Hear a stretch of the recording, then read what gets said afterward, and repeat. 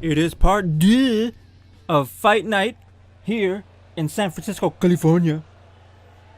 That was terrible. I apologize. It was way worse than the first one.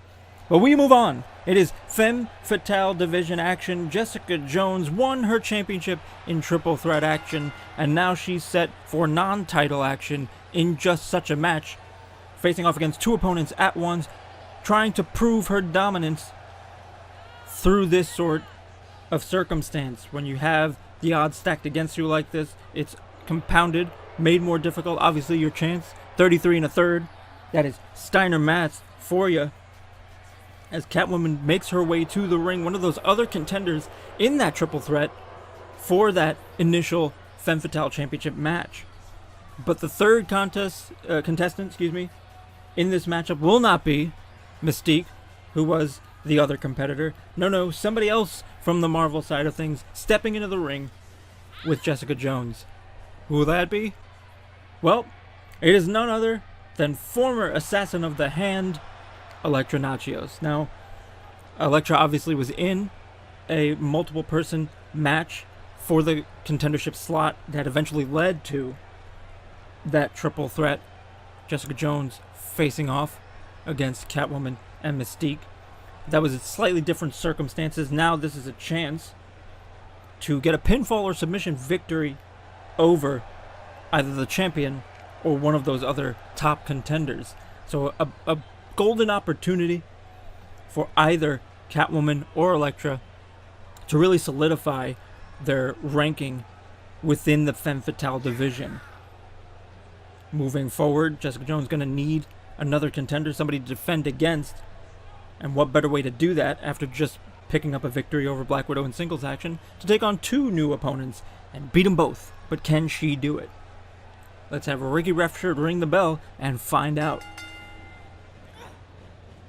Ooh, went for a big clothesline to start, and immediately the combat prowess and training of Elektra Nachios comes into play, going for those strikes, attacking a vulnerable champion. And Catwoman, as you saw, just sort of hung back and said, I'm not getting involved in this, I'll wait. To be expected from the opportunist that is the thief, Selena Kyle. No slouch in combat, though, either. The very acrobatic, defensive, quick style of Catwoman versus the more definitive martial training. I don't know if this is a good idea. Jessica Jones keeping your back to your opponents. Ooh, big knee into the ribs. The left side of the ribs there. Looked like she clutched them, favored them after that hit. Big sit-out spinebuster. Catwoman rolling out to get a second wind here. As we were saying, though, Elektra more martial-based. Obviously has that acrobatic prowess as well, but more focused on the martial arts. Big kick there, trying to go for a quick pin. And Jessica Jones, obviously the powerhouse, the brawler, more of a street fighting, improvised style. Big drop kick from Catwoman, levels Elektra. Interesting to see the three styles and the dynamic and how they play off one another. Jessica Jones now keeping to herself, sees an opportunity here, sees a moment to rest. Oh, went for a sneak attack on Elektra, but didn't quite catch it. Oh, but a falling double choke slam. And now suddenly, Elektra in trouble. Deadlift, sit-out powerbomb. Catwoman still recuperating on the outside, but getting to her feet. Camel clutch locked in here by Jones. Catwoman, whoa! Thought maybe she was going for a springboard there, but no. Perhaps thought better of it at the last moment. Oh, rolling enziguri. Saw the dazed look on Catwoman's face. Oh, super kick. Heard that impact. The crack. She caught her right on the jaw. Big forearm, though, from Jessica Jones. Not going to be an easy person to KO, even with a blow like that. Beeling her opponent across the ring. We see that signature maneuver of hers a lot. Tossing her opponents around like rag dolls. Close 2 count. Both women now sitting up. Catwoman still hasn't really stirred to her feet until now. Oh, wait a minute. Pop-up powerbomb. Nails it. Catwoman now has a golden opportunity. Drop kick. Right into the pin. Smart move here from Catwoman. 1, 2. Oh, 2.9. So close. Catwoman trying to capitalize on the finisher planting Elektra, but a little too much time between that finisher and being able to capitalize on it, allowing Elektra to get back to her feet after the kick out. Now going up top is Elektra, calling for it. We could see her. Oh, looked like she might have been setting up for that Psy codebreaker. Oh! Elbow drop across Catwoman, got hung up on the ropes a bit. Didn't get all of it. Ropes might have softened the blow. But you have to imagine Elektra was aiming for that Psy codebreaker while Catwoman was recovering. Jessica Jones taking advantage though. Not allowing it. Big pop-up powerbomb to Catwoman this time. Ooh. Looked like they tried to close on each other, had the same idea. Gutbuster! Swinging gutbuster as Elektra rolls out of the ring here. Jessica Jones finally getting into the cover, but was it too much time? Only a 2 count. Yes, it was, is the answer. Jessica Jones has a chance here to really cement her dominance as champion in this division, beating 2 very capable opponents at once, if possible. But both of these women with an opportunity. Quick pin here. Only a 2 count. But a 2 count off a very minor maneuver, which means everybody's really taken quite a beating in this match. Neckbreaker! As I was saying, though, an opportunity for both of the contenders in this match to really push themselves to the top of the title picture.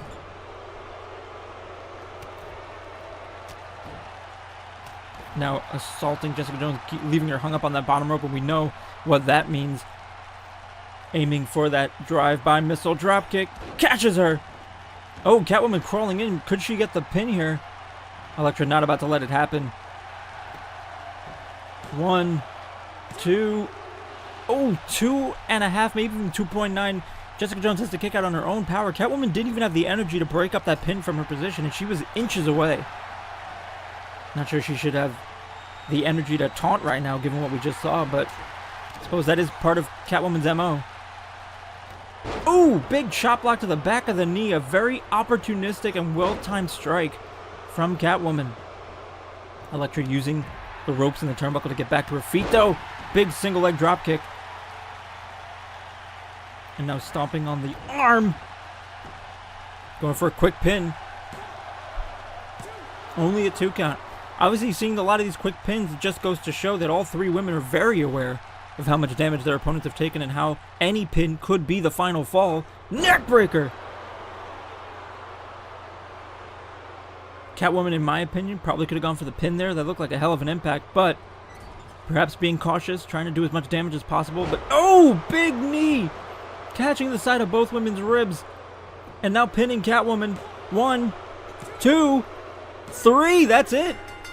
Jessica Jones with a running knee. We saw that earlier in the match and how Elektra ended up clutching her side from the pain. Obviously a high impact move. Used it and caught both women at the same time. Went for the pin on Catwoman and it worked. Perhaps a new move in the arsenal of Jessica Jones.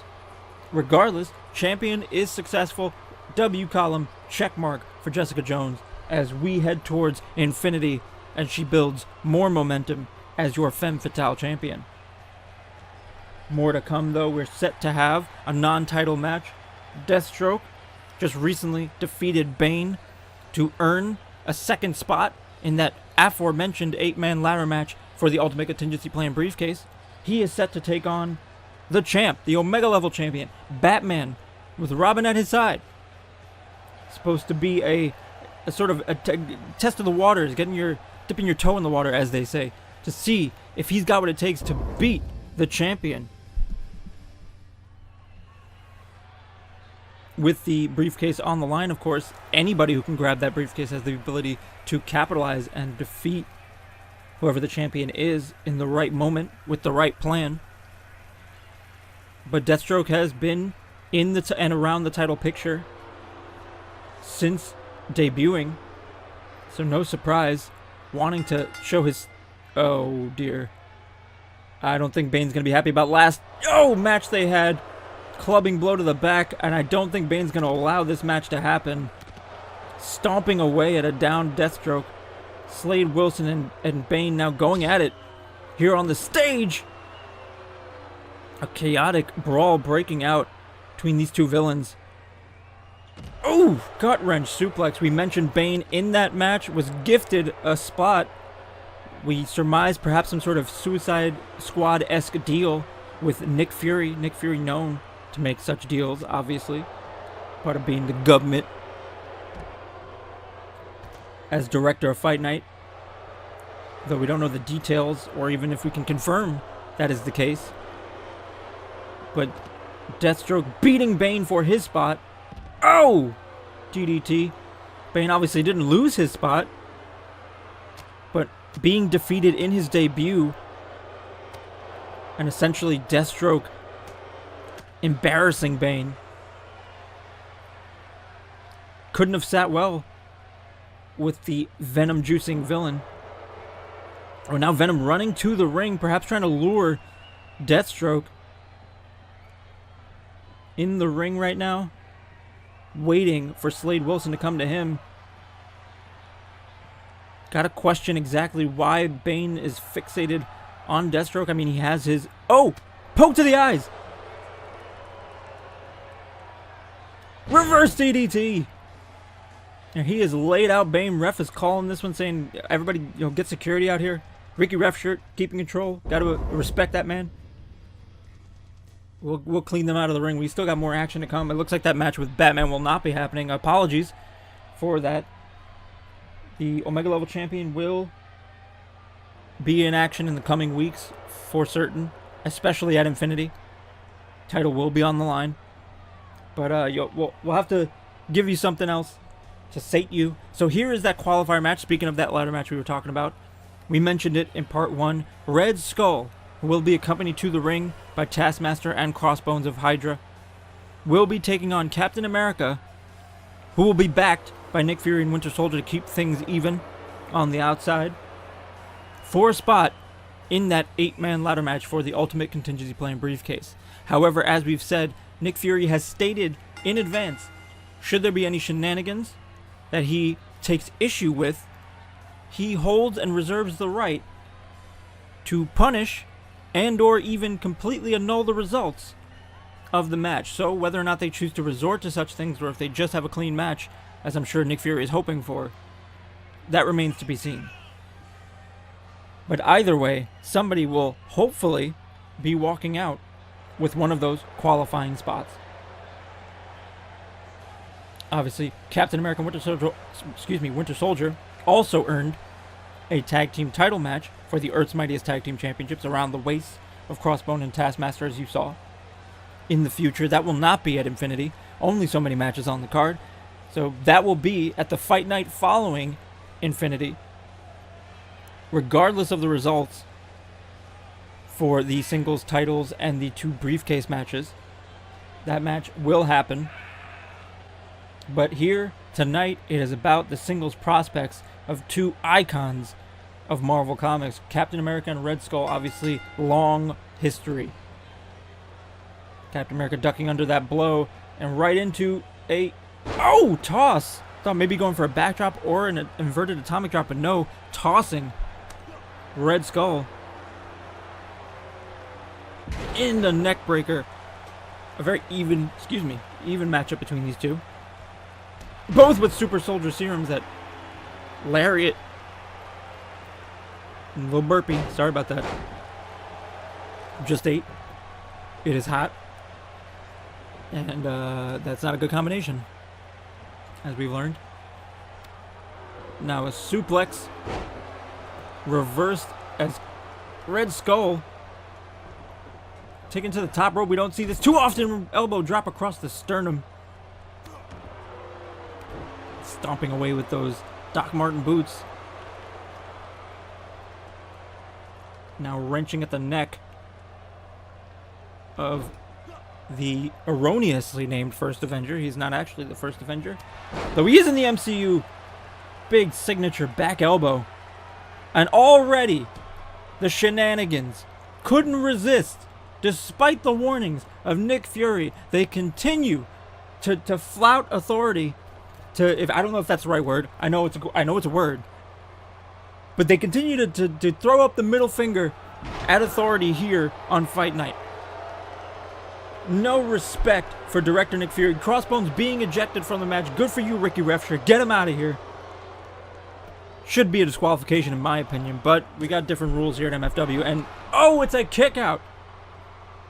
Good for you, Captain America, not allowing that to be the end.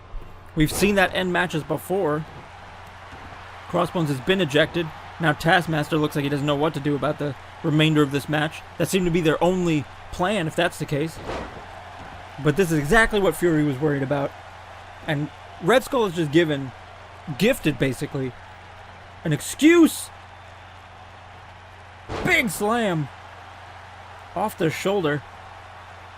He's basically gifted an excuse for Nick Fury to nullify a favorable decision for HYDRA.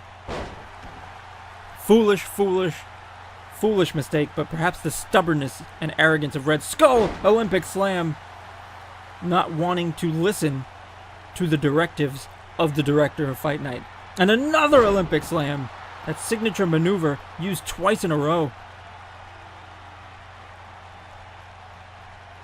And now into an Old Glory. Into the pin. 1, 2. Only a 2 count. Red Skull gonna fight this with everything he's got. His first plan failed. Gotta go to plan B. Using the ropes. Once again with the shenanigans. Just giving more and more ammunition to Nick Fury to nullify any sort of victory that Red Skull can pick up in this match. Battering away at Steve Rogers. Using the canvas like a weapon. Oh, missed the elbow drop this time. Went to the well one too many times. Heard me say that before. But it's a crucial mistake of many of the superstars. Using the same maneuvers, going to the same spots over and over. You risk somebody starting to read your movements or predict your attacks. Pro Wrestling 101. Oh, knee to the face. Looked like he was going for a suplex and inverted it right at the last moment into that knee to the face. These two know each other so well. They know the kind of combat they can expect from one another, the fights they've had.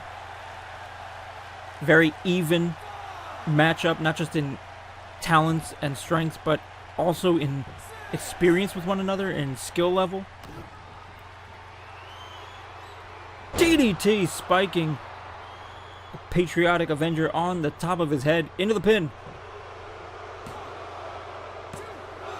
Only a 2 count, a close one though. Nick Fury and Winter Soldier obviously watching on. Taskmaster on the outside. Crossbones has been ejected from this match thanks to a Ricky Ref shirt. Making a good judgment call there. And now the Red Skull Buster. Could that be it? 1, 2. Oh, Nick Fury yanking Ricky Ref shirt out of the ring. Clearly, the only person not allowed to use shenanigans is Red Skull, because Nick Fury, perhaps abusing his power a little bit, or making an executive decision, I guess we'll call it. I want to keep my job. Yeah, we'll say executive decision by the director of Fight Night, Nick Fury, that was not about to be how it ended, apparently. Far be it from me to question authority on this one. I don't get paid enough as it is. I don't really get paid at all, but we'll see. Oh, DDT on the apron. Spiking Red Skull on that Red Skull. Breaking up the count, then getting right back out there.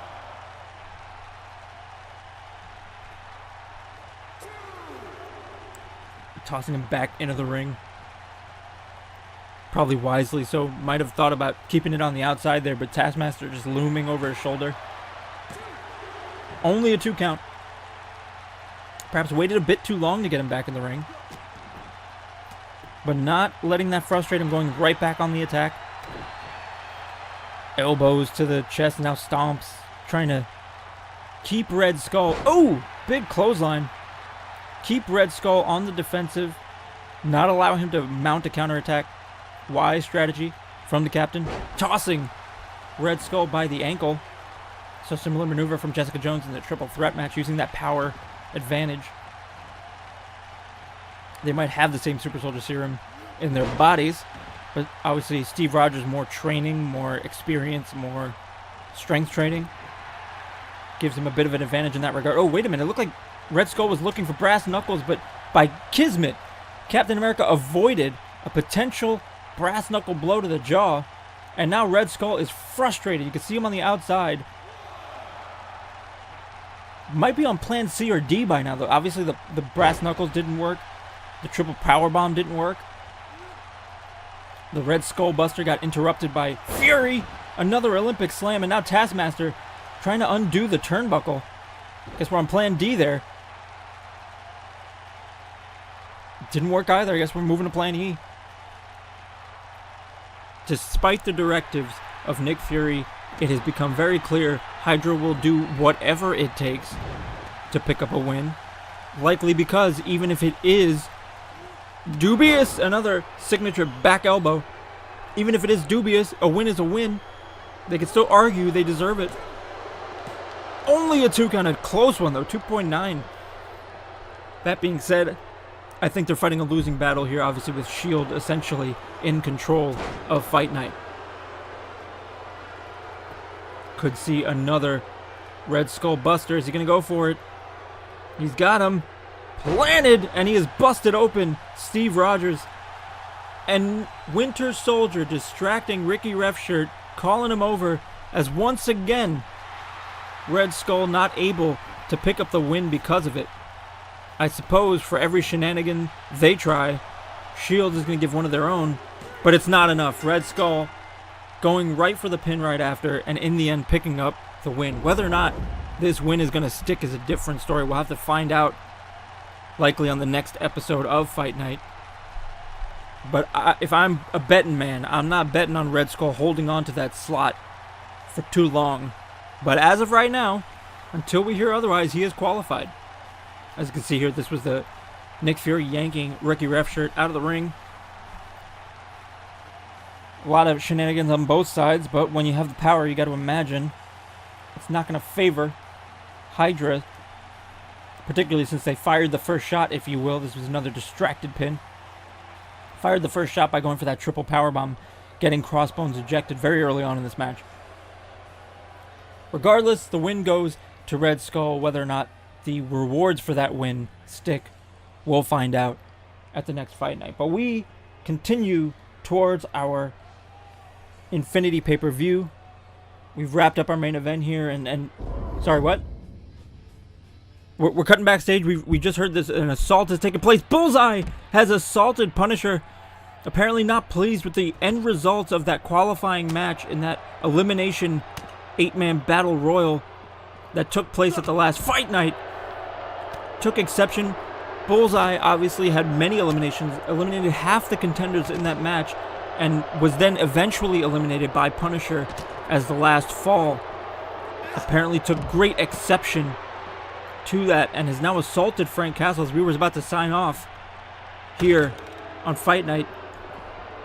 This is unexpected, but I guess in a way we should have expected it, especially from the likes of Bullseye. Wait a minute. Oh, dropped on his head on that protective covering for those wires. As Frank Castle tries to fight back into this, not taking this assault lying down. Another drop on the back of his head. This could get dangerous for Bullseye. Remember to like, comment, subscribe, all that good stuff. Hit the notification bell like I always tell you to do. And remember, I care about you as human beings. I don't know how long we're going to be on the air. Back to the action.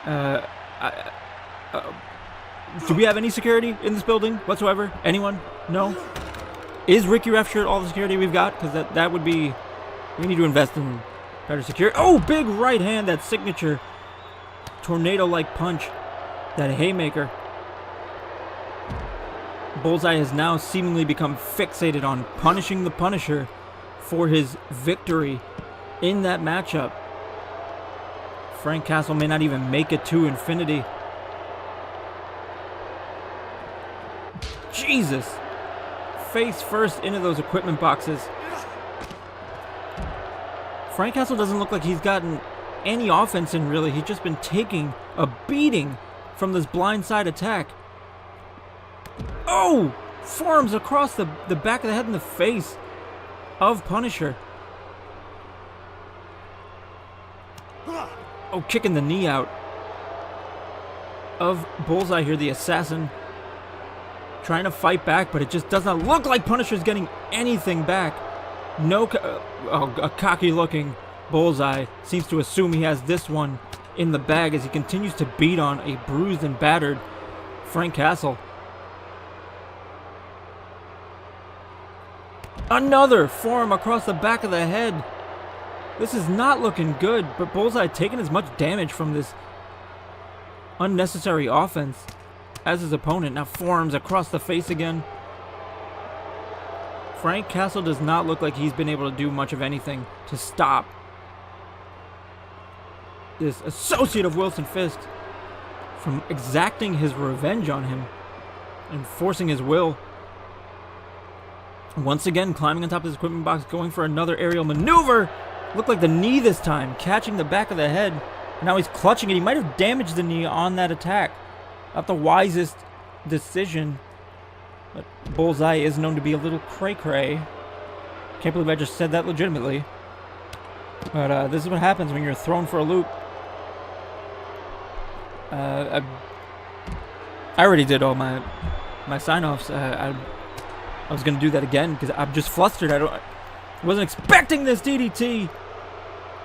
Punisher might be laid out. This is enough. Come on, Bullseye. You prove your point. But the longer this goes on, the more chances there are for Frank Castle to try and turn this around. Bullseye probably should have made his escape as soon as he hit that move. Another Emerald Flosion, and he is busted open.